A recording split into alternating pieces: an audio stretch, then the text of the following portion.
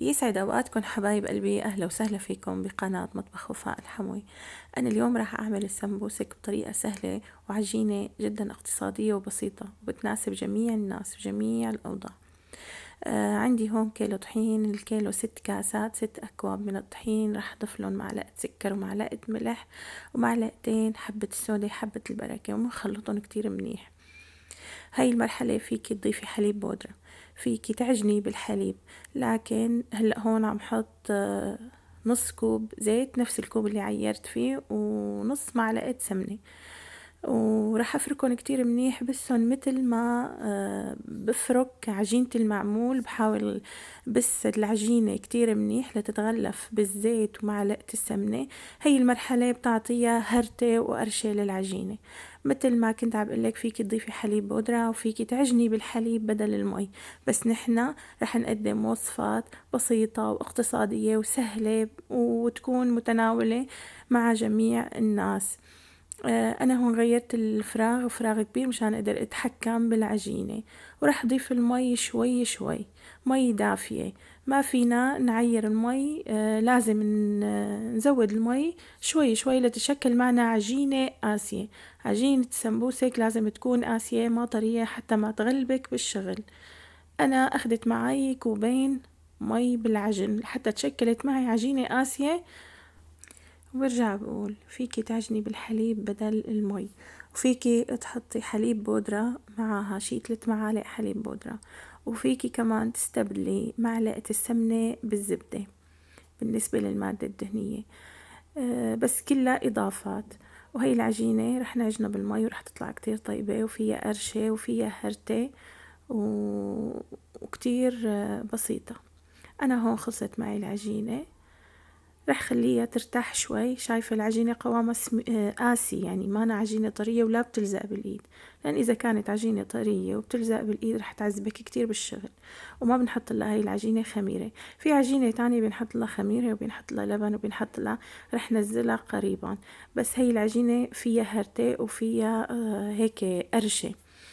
بالنسبة للحشوة، الحشوة على ذوقك، فيك تحشي بلحمة. أنا هون لحمة مقلية مع بصل وفلفل وملح، وكان عندي شوية جوز حطيتهم، فاضلات عندي حطيتهم. فيكي تحشي بصدر الدجاج، إنك تقليه مع بصل وتحشي فيه، بيطلع كتير طيب وبتطلع غير مكلفة. وفينا نحشي جبنة طبعا، حسب الحشوة، حسب ما بتحبي وحسب قدرتك فيكي تحشيها. بتنحشى عجينة السمبوسك بأي شي. إذا زايد عندك كمان دجاج مشوي أو زايد لحمة، فيكي تفتفتيها كمان وتحشي فيها، بتنحشى. يعني بأي شي فينا نحشي عجينة السمبوسك. بالسمبوسك العجينة أهم من الحشوة، إنه تطلع العجينة عم تقرش وهشة. أهم ما شو محشية. في ناس بيحشوها مثل ما قلت لك لحمة جبنة مثل ما بتحبي. حتى هي الحشوة اللحمة المقلية مع بصل فيكي كمان تضيفي لها شوية بقدونس. الحشوة أذواق.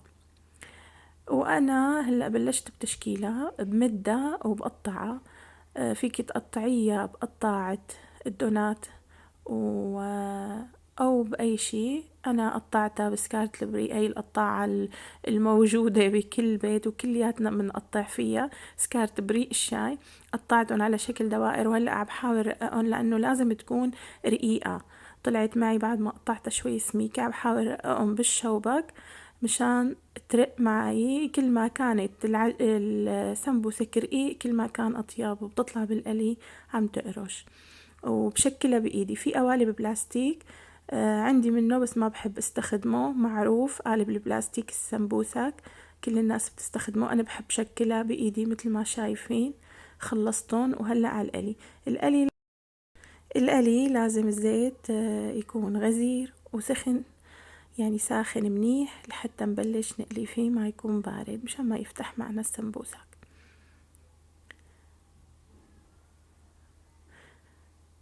منحاول نقلب كل شوي مشان يتحمر من الجهتين.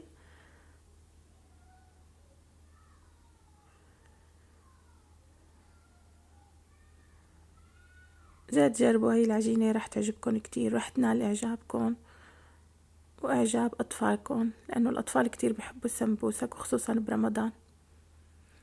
وهيك قليتن لونهم بياخد العقل طلع أشقر وطعمتهم أطيب وأطيب. إذا عجبتكم طريقتي وعجبكم الفيديو حطوا لنا لايك للفيديو ودعمونا حتى تكبر القناة ونحسن نقدم شي أحسن ونطور بالوصفات ونطور بالفيديوهات، فضلا منكم وليس أمرا.